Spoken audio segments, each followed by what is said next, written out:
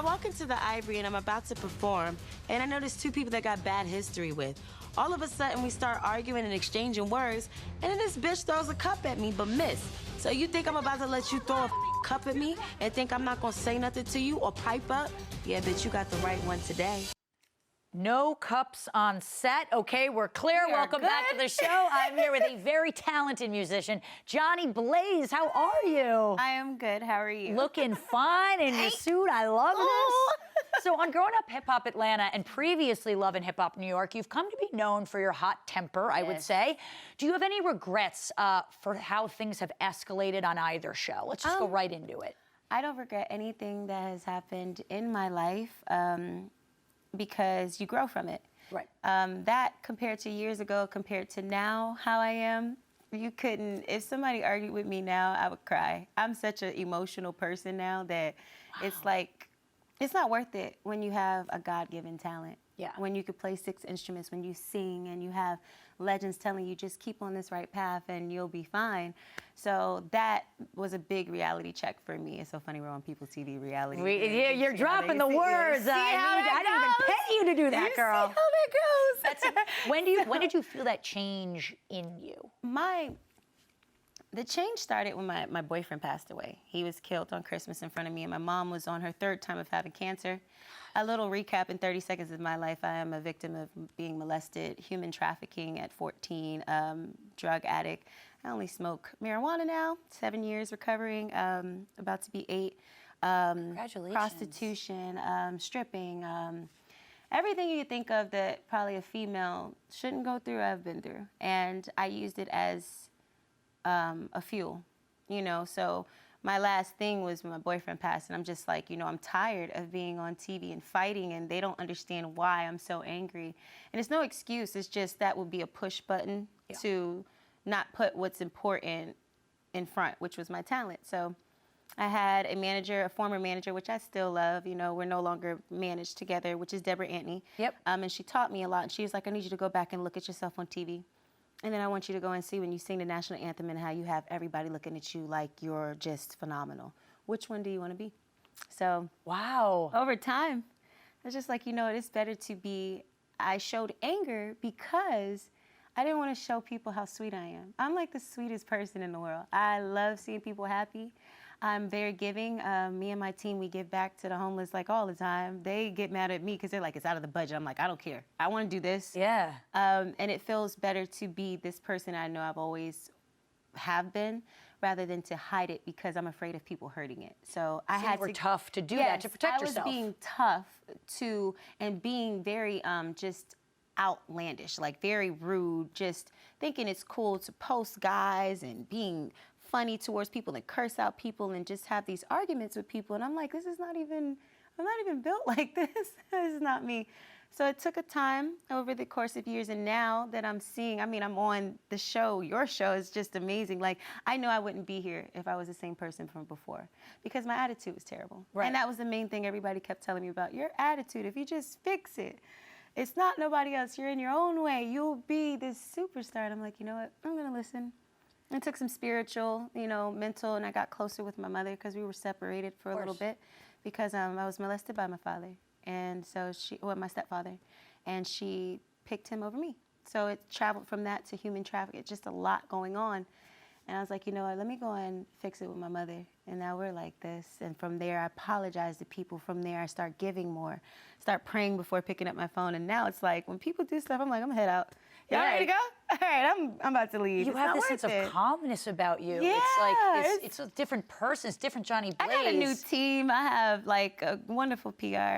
Shout out to Kedra, Sammy Rowe, just even the new team that I'm about to bring in, you know, Dada, and it's just, it's a great feeling. I mean, you've been through so much. Thank you so much for sharing. Thank you for having me. Are you kidding? I mean, soft. I want to talk about your music because you're more than your, you know, troubled past. A lot of people don't realize how absolutely incredibly talented you are. I mean, you play 6 friggin' instruments. You are Prince. Yeah. What have you been working on in terms of music like the right now? Time somebody said that. Well, That's because like you're a phenomenon. Like, what do you have any music coming out right now? What's going on? I have a single called Lil Favorite that we're about to drop the video soon. We're working on an EP.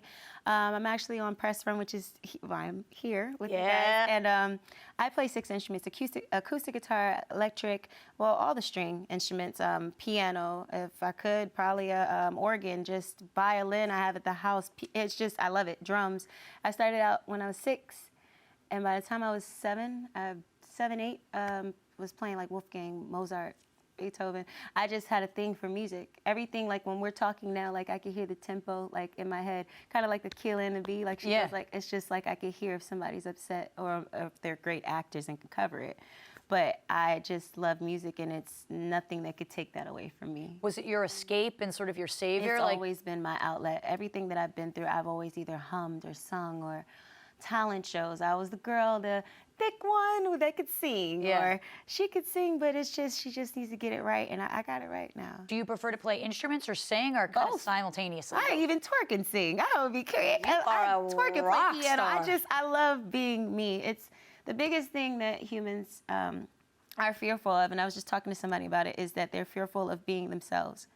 So they lose themselves. I don't want to be fearful of being myself. This is who I am. This is me. I am in a good space, and I'm winning. And a beautiful space that is. you. Now, do you think your time on reality TV has helped or hindered your music career in any way?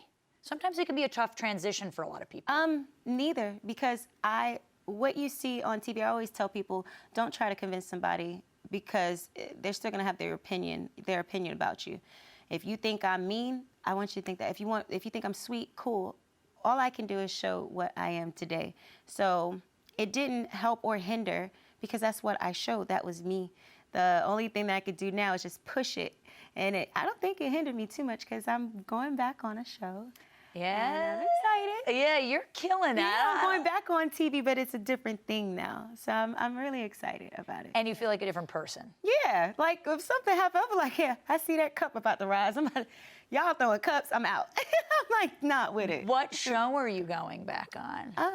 Let's say, okay, I'll give a hint. Okay. It's not Love and Hip Hop. Okay, and you get to be fully yourself, and this is... Of course. All right. Of course. So, I think we're winging to where we might think I'm going. I mean, we have a lot of guesses. Well, other than Love and Hip Hop and growing up hip hop, what show would you love to be a part of outside of the one that you're about to be on? Like any show? My own show. To just show my life.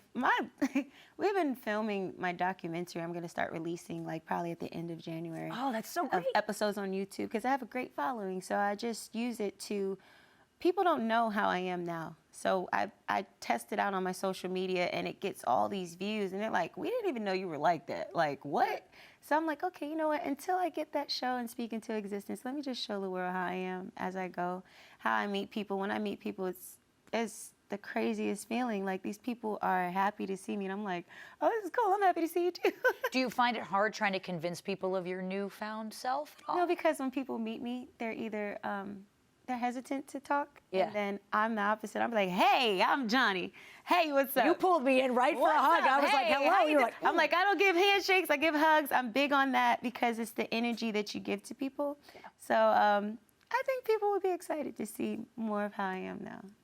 So I'm excited. I like how I am. I think I feel pretty good. And it's not, and do you find that your fans are sort of torn between loving to watch this old sort of Jhonni Blaze, or they're all for your transformation? I still can be that person, but not to that extent. Like, when I'm upset about something, I can still give that character, but I don't have to put my hands on people. There's no need to argue with people. You can still talk.